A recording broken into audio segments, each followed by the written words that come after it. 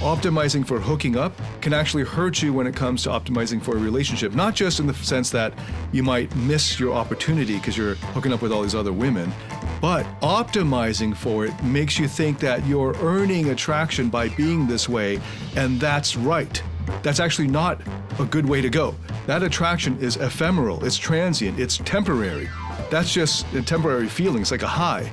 But you can't create a long-term relationship off that. The long-term relationship that lasts for decades, that you build a family off of, has to come from love.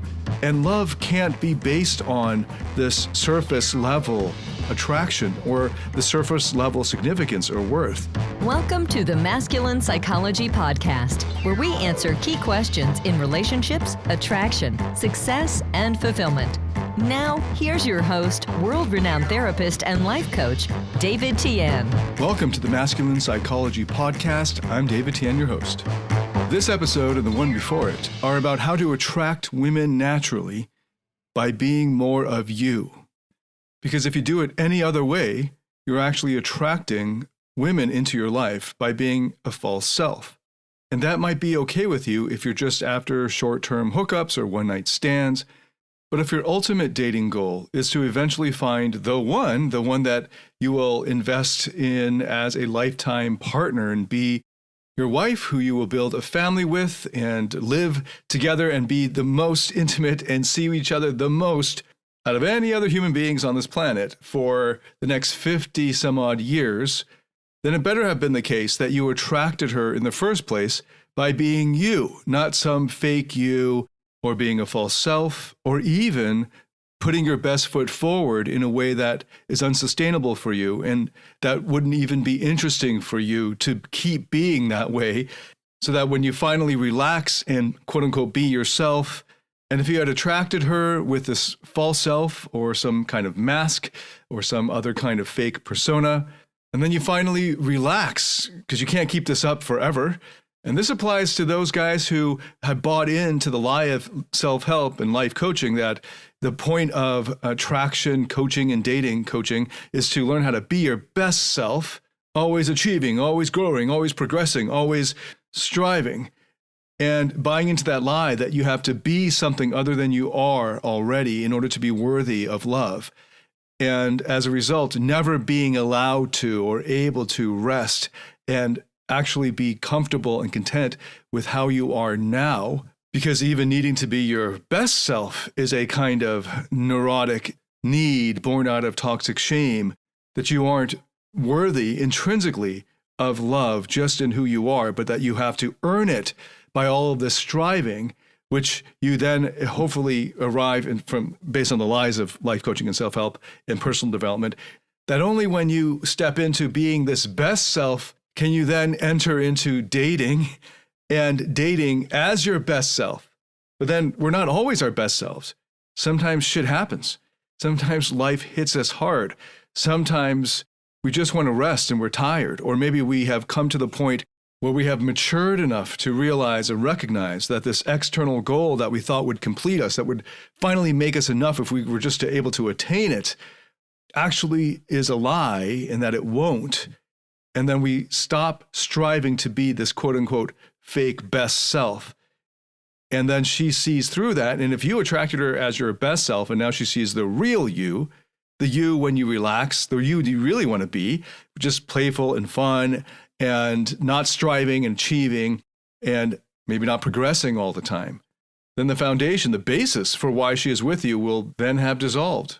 So it's one thing to keep up this fake exterior, pretending to be your best self or this narcissistic ideal version of you, the version of you you wish you were so that you could then be enough, this kind of fantasy version of you that you're working so hard to enter into. So then with the belief that finally then you will be enough to attract the love that you want to tell you that you're significant enough, that you're man enough.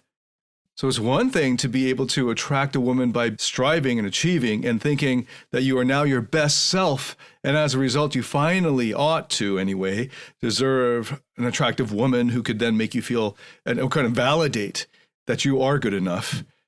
I'm not even talking about the manipulative tactics that you might find for dating advice for men on the internet.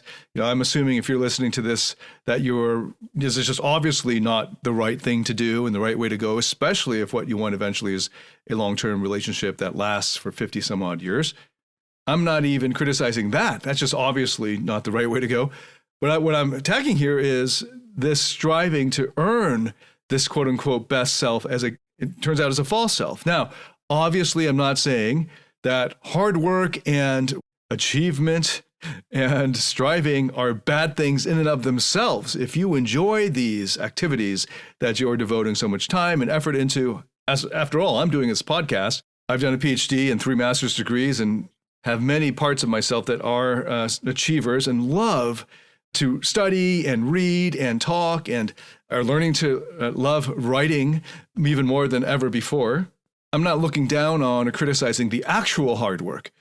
What I'm bringing out is if you're doing all of this hard work if the motivation for it is because you think at the end of all of this hard work, you will then finally be enough, significant, worthy enough for love from the type of woman that you need it from, which is usually the code word for that is attractive woman. And that's why you're striving to create or become this ideal self that you will then be able to leave behind, exile, disown, cut away, kill off that old, weak, sad, pathetic you in the past. Then what I'm saying is you're setting yourself up for failure when it comes to a long-term relationship. And the good news is there is a much more natural way to attract women authentically by being and presenting more of you, who you already are. So in the last episode, I covered why hooking up and getting good at hooking up, optimizing for the short-term hookup, is not only not the same and will not serve you when you want to get and create a loving long-term relationship, but it will in fact hurt you if you have to spend a lot of time and effort to optimize for hooking up. If the hooking up doesn't come naturally to you, and unless you're a male model or in the top 0.1% of wealth or status, you probably will have to put some degree of effort into optimizing for hooking up if what you are tracking as a metric to determine whether you're successful and getting better at hooking up and getting better at dating or attracting women. If the metric is the quantity and then, of course, the looks of the women, then you're going to have to rack up the numbers. And if it takes you effort and time to rack up those numbers, you will be creating habits of thought and action that will lead to a character, a personality. Automatic, this is why it's called habits, right? It's automatic patterns of thought and behavior that will sabotage you or get in the way, become big stumbling blocks and obstacles to succeeding in a long-term relationship for decades. So in the last episode, I actually wanted to get to this point here about the long tail and some basic game theoretic concepts. But I took almost 30 minutes to frame why this is important and why it's important to ask this question. Is optimizing for a lot of short-term hookups going to actually help me or set me up for success when it comes to a long-term relationship? And the answer is no. And not only that, it's going to sabotage you for long-term success when it comes to a relationship. So how most guys do it is, as I did it back then, as I was thinking about it back in my early 30s, was I'm going to just date a lot of women, hundreds of women, right? So I'm going to expand my pool, my dating pool, from which I will select the one that I will settle down with. The problem was, as I've been pointing out, that I wasn't good at dating or attraction.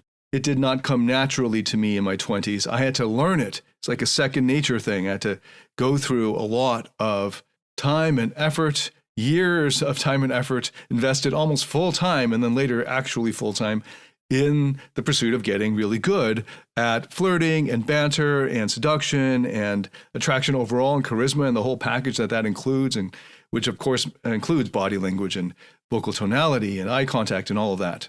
And most importantly, it includes mindsets. what to think when you're speaking, what to think when you're on a date or attracting or flirting with a woman, and what to think while you're texting.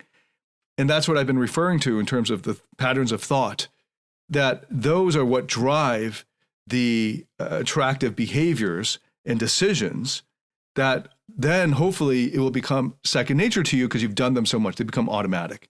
And then you don't have to exert so much energy or any energy into figuring out what the right thing to do or say is. It just comes naturally to you because you've internalized them, and they start with thoughts, patterns of thought, habits of thought.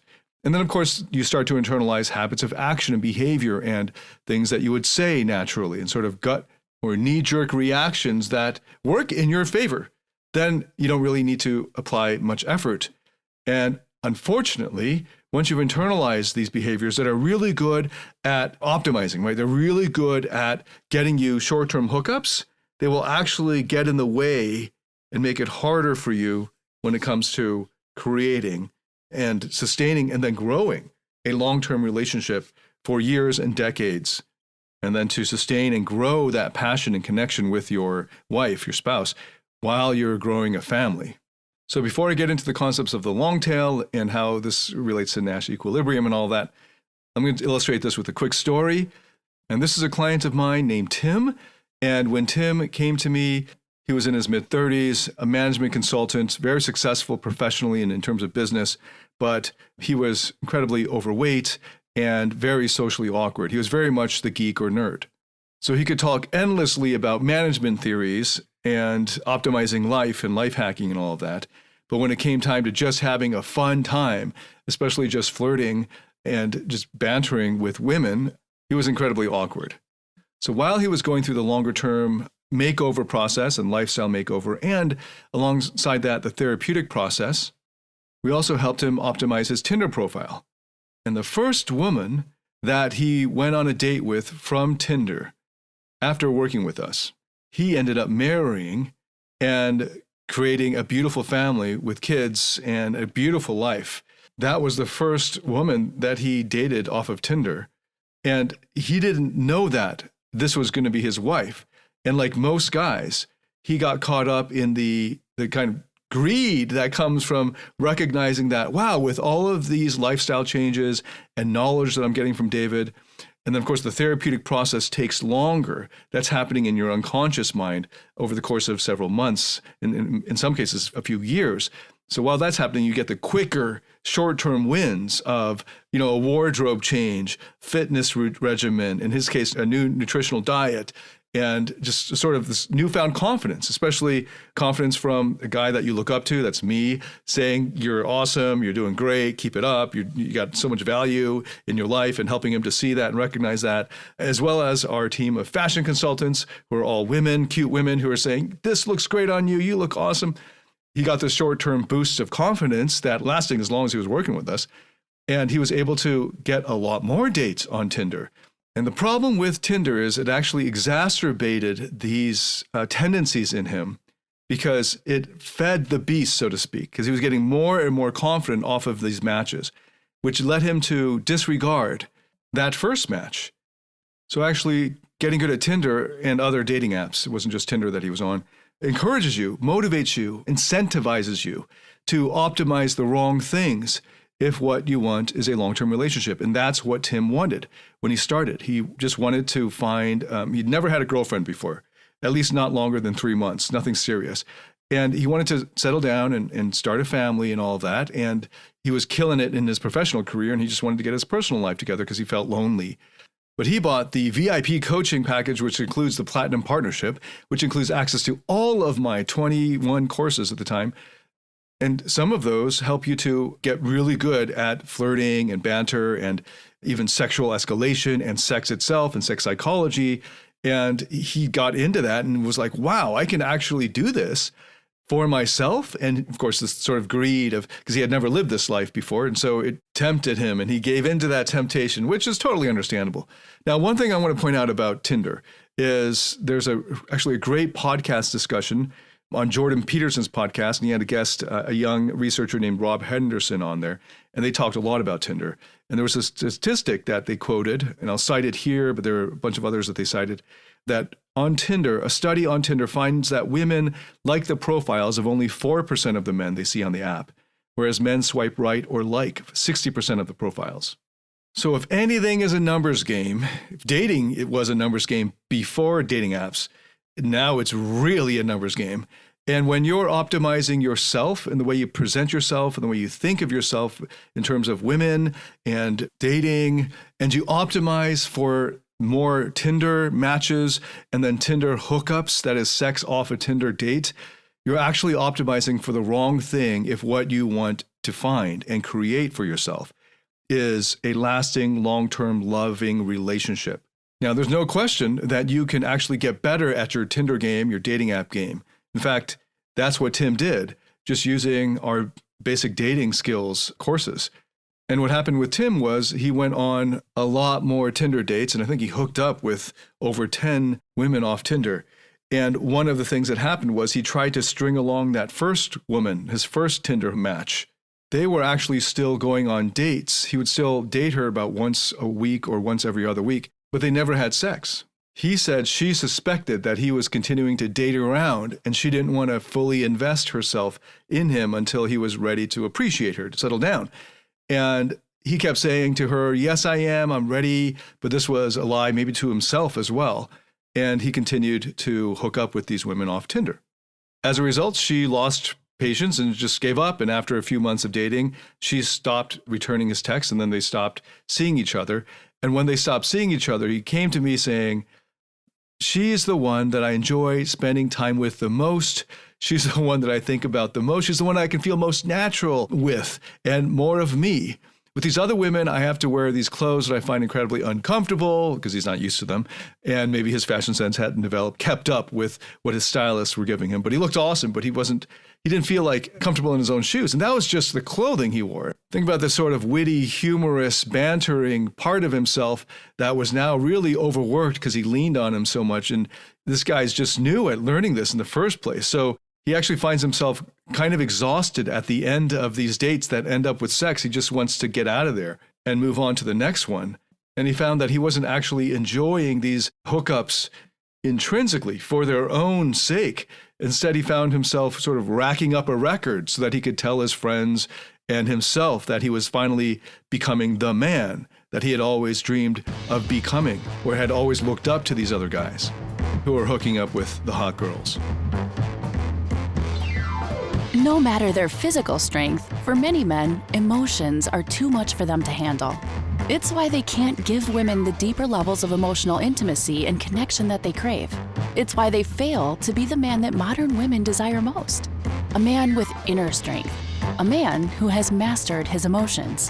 Find out how to master your emotions through David Tian's Emotional Mastery Program. The Emotional Mastery Program is a step-by-step system that integrates the best of empirically verified psychotherapy methods and reveals how to master your internal state and develop the inner strength that makes you naturally attractive, happy, and fulfilled. Learn more about this transformational program by going to davidtianphd.com/emotional mastery. That's davidtianphd.com/emotional mastery. But when she stopped responding to him and told him she wanted to stop seeing him, that was his wake-up call, that this woman that he had the most chemistry with, that he enjoyed her company the most, and that saw him or was attracted to him before he got any good at this game that he was now really into, that this woman was the one that he would be willing to have given up all of those other hookups for. So he did a kind of Hail Mary. It's a strategy that I cover in my free masterclass on getting your ex back. And this is what I call the intense connect strategy. And it's done, actually, he had already exceeded the ideal period of time that this is best used for, which is about 6 weeks. In his case, it was about 3 months. But he went for it. And Intense Connect, and I explain it in more detail in the masterclass, but Intense Connect is basically where you just put it all on the line.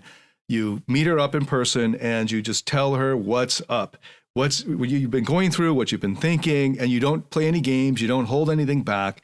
You tell her as much as you know in terms of your self-awareness of why you messed up and why you're sorry about it. And then you just let her know that. You just come clean. A great example of this strategy is at the end of the Jerry Maguire movie when Tom Cruise realized that the one person that he wanted to share this big win with was his girlfriend. And I think they were married by that point, his wife. So he rushed over there and he laid it on the line. And that's sort of like what Tim did, not quite as dramatic. And she said, "Thank you, I'll think about it." And then he had to go radio silent for a couple weeks. And then she reached out tentatively and they met up on her terms, a safe afternoon coffee meetup. And then from that point on, it's history. And now they are, from all perspectives, happily married. They are seeing their couples counselor at least, I think it's once a month. And they're raising their two beautiful children. And they're living a great lifestyle. He's been incredibly successful in his business career over the several years since then. And this is a great example. Tim's case is a great example of how optimizing for hooking up can actually hurt you when it comes to optimizing for a relationship. Not just in the sense that you might miss your opportunity because you're hooking up with all these other women, but optimizing for it makes you think that you're earning attraction by being this way, and that's right. That's actually not a good way to go. That attraction is ephemeral, it's transient, it's temporary. That's just a temporary feeling, it's like a high. But you can't create a long-term relationship off that. The long-term relationship that lasts for decades, that you build a family off of, has to come from love. And love can't be based on this surface level attraction or the surface level significance or worth. It has to come from a deep connection. And you can't have a deep connection with somebody unless you know who they are, unless you present how you really are, not how you are just on your best behavior, but how you really are, including all of the geeky or nerdy parts of you or those parts of you that you might be ashamed of. And that's why the therapeutic process is necessary for this, because most people aren't even aware of, have disowned and exiled the most intense, most vulnerable parts of themselves. And those vulnerable parts of you are essential to who you are. And you might think that you are successful in cutting them out or locking them up in the basement of your unconscious, but you're not. They're coming through. They're leaking through in the most intimate relationships you will create. And unless you have gone through a process, like the therapeutic process, to integrate and to heal and to love, let alone accept these parts of you that you have disowned, those could be your shadow parts that you might be afraid of, or you might also be some inner child parts that are holding a lot of shame and pain. Unless you have built a loving relationship with these different parts and have integrated them into a greater whole, which is your system. And in order to do that, you have to discover your higher self that is fully confident and courageous and compassionate and caring. Until you're able to access this higher self in you consistently, you won't actually be able to integrate those shadow parts or the disowned or exiled vulnerable parts. And that's one of the many reasons why the therapeutic process is necessary for almost anyone who wants to create and grow a loving relationship over the long term. And this is why it's so important to understand how long tail works in dating. I first came up with the long tail concept for this episode, and then I thought of Tinder, because these are both sort of numbers games. So the long tail concept or strategy comes from business, and it comes from looking at some businesses like Amazon that make more money off of the long tail, that is, niche products for a much smaller market, than they do off of the big sellers that appeal to the biggest market. This wasn't possible, or was very difficult to do, before the internet, because for every product that you have, you need shelf space. And if you take up shelf space for these products that only appeal to a small number of people, then you're not using your shelf space wisely. But when it comes to the internet type of businesses like Amazon that has giant warehouses, and it costs relatively little for them to stock a toy, let's say, that only appeals to a small number of the market or a small percentage of the market, then they can have infinitely large shelf space because it's just on the internet, and then they can ship direct from the warehouse. And what's happened is, as a result of the long tail, is that these companies make more money off of selling these niche products on the long tail than they do on the big winner products at the front that appeal to everyone. So what happens is they often sell those big winner products really cheap to bring in a lot of people into the store, so to speak. And then they charge them more for these niche products that would only appeal to them specifically as a sort of small market. And this is actually how a lot of internet businesses are now run. I am building my business off of the long tail. It's a relatively small market and niche market that I speak to. Luckily, I don't have to make billions of dollars. I don't even need to make tens of millions of dollars in order to reach my goal because I'm on the long tail. When it comes to optimizing for a long-term, lifelong partnership with one person, one human being out of 8 billion, this is the longest tail possible. You are actually optimizing for a market of one. When you think you're optimizing to be attractive to all women or the majority of women, you're actually going the opposite direction. You're just watering yourself down to be as generic as possible. Or even worse, you're dressing up a niche product, which should properly be a niche product, which would be an amazingly expensive, valuable niche product. The sort of thing that you might notice that collectors will pay millions of dollars for, and you wouldn't even understand why, because it looks like any other replica, like just almost even fine art.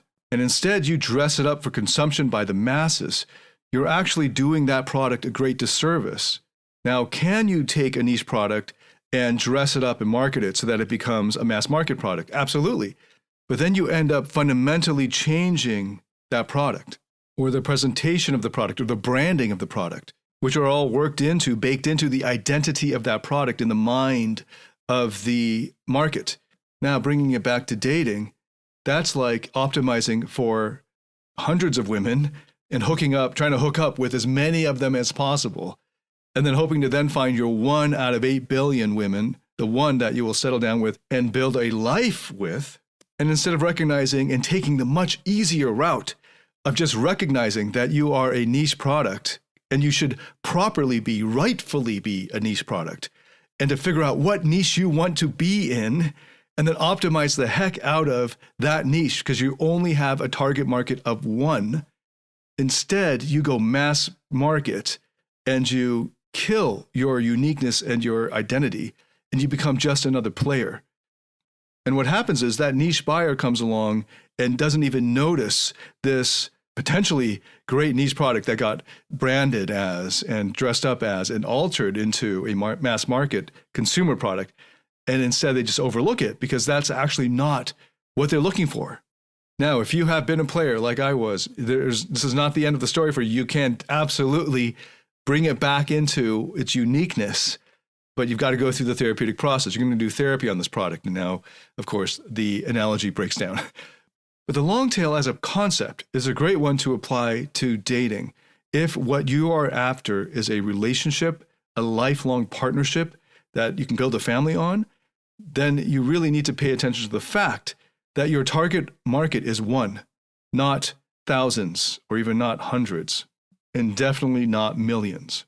I mentioned Nash equilibrium as a great example in the movie, A Beautiful Mind, Russell Crowe's playing a Nobel Prize winning mathematician who came up with these game theoretic concepts. And in the movie, it's depicted in terms of this dating concept. And I think it's just sort of apt here, right? Because if you all go for the same women, then you will all lose, or one of you will win, but it's a high-risk game. And the worst thing is you're not in that game. If what you want is a relationship, if what you want more than just mere hookups is a relationship, then you're in a completely different game from the hookup guys. And if you don't realize that, you're going to lose the relationship game to try to take the much more competitive and high-risk hookup game that 95% of guys who start out trying to get good at fail at. And that hookup game is largely zero-sum. Whereas, like the Nash equilibrium points out, everyone can get their ideal relationship or a good relationship for them if they recognize that what they're really going after isn't to become attractive to the vast majority of women, but instead to be able to polarize enough. And now I'm going to use a reference, a great concept that my friend Mark Manson has done a great job in explaining, polarization. When you polarize for the your target market, which you should define as narrowly as possible, then what will happen is there are going to be people who are going to be turned off by you, the presentation of the product, your branding and so on. And that's great because you want to turn off the right people and turn on the right women, right? So that's an important thing to think about in terms of who you are. Who do you want to live with for the rest of your life? Who do you want to be for the rest of your life? And this is a much deeper question than most guys realize, because if they don't answer this properly, they're just going to say the obvious things. Well, I'd like to be the guy with the six-pack with millions of dollars and, whatever. And in fact, those are never actually about who you really are at your core. Those are all surface level features or factors. What you've got to get to know are those parts of you that are essential. And that's why the therapeutic process is so important. Now, I'm going to quote a comment that was on the last YouTube episode, and that is from Philip. Philip said, "Great episode. Interestingly, I've started to embrace my identity of being a nerd that happens to be fit and fashion conscious." In fact, Philip, that's awesome. But Philip, you're using the word nerd incorrectly here. Let me just point this out because I think it's a little bit important here. Nerds are a studious intellectual. Geeks are collectors. They're collection-oriented, gathering facts and mementos related to their subject of interest. They are obsessed with the newest, coolest, trendiest things that their subject has to offer. And the example that Philip gives here is, he says, "I have no problems admitting my nerdiness, geekiness really, while at the same time still keeping my health and grooming in check. Like tonight at work, I had an attractive woman come in asking questions about whiskey. He works in a large liquor store. I helped her out, throwing some flirtatious vibes out in the process, and in the end, I admitted I'm kind of a whiskey nerd, which she seemed cool with. So actually, you're a whiskey geek, and geeks, so because this is a collecting thing you're saying, right?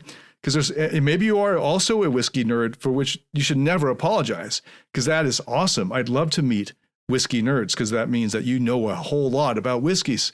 And a better term than either geek or nerd for you, Philip, is a connoisseur. You are a whiskey connoisseur, or just go ahead and say you're a whiskey expert. That's awesome.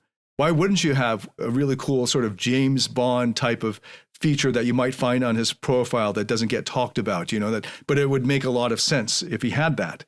Now you can see that this is an insecurity, or was an insecurity for Philip, as is also his fitness and grooming, because he's mentioned those a bunch of times as if they're that important. They're sort of important, but like I said, putting your best foot forward all the time is actually a trap.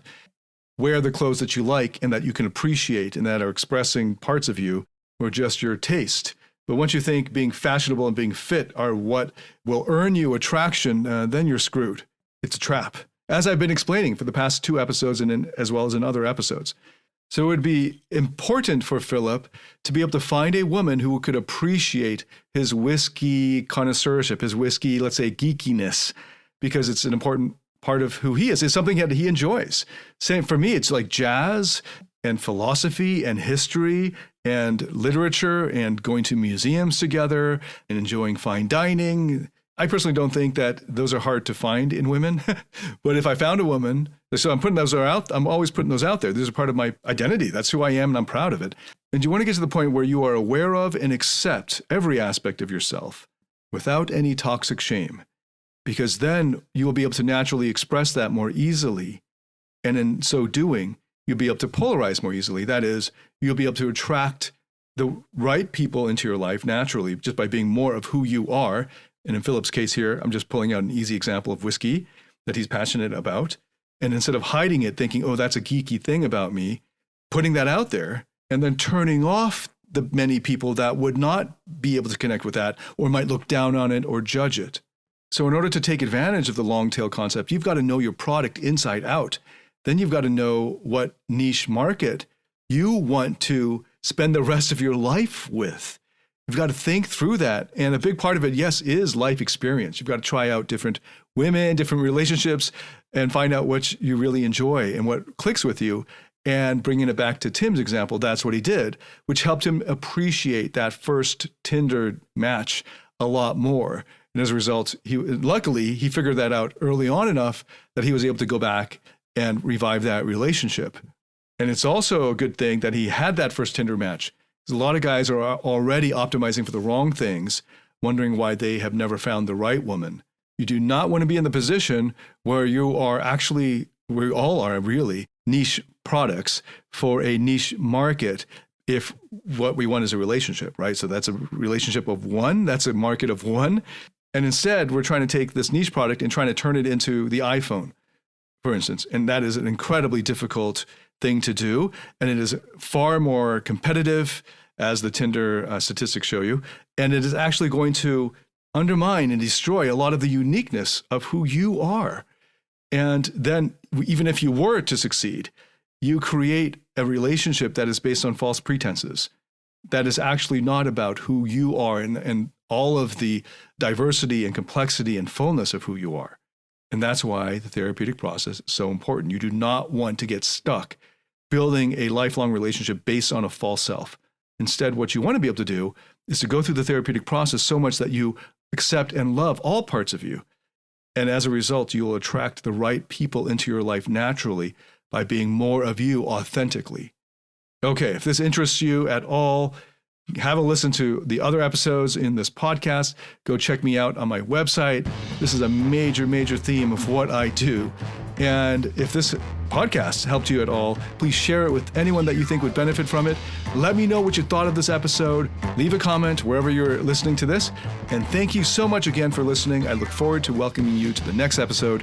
David Tian, signing out.